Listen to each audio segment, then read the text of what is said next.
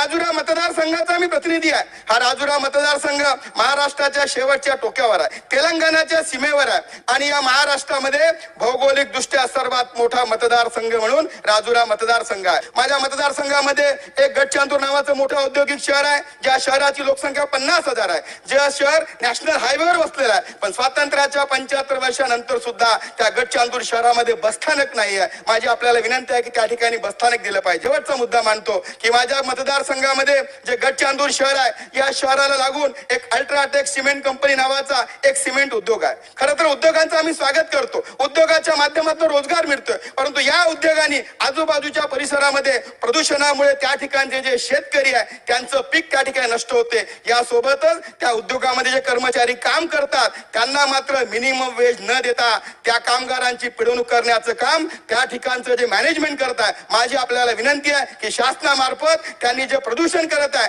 त्या प्रदूषणावर उपाययोजना करावी, शेतकऱ्यांना मदत करावी आणि जे कामगार आहे ज्यांची पिळवणूक होत आहे त्यांना सुद्धा मदत करण्याचं काम करण्याचं साठी आपण सूचना द्यावा अशी मी विनंती करतो।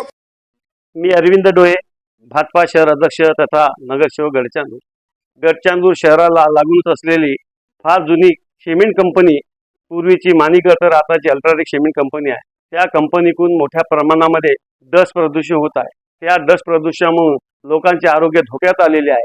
अनेकदा आम्ही प्रदूषण मंडळ चंद्रपूर तसेच तत्कालीन लोकप्रतिनिधींना वारंवार निवेदन तक्रारी दिल्या, मोर्चे काढले, आंदोलन केले, परंतु तत्कालीन लोकप्रतिनिधीने किंवा स्थानिक प्रदूषण मंडळांनी दखल घेतली नाही।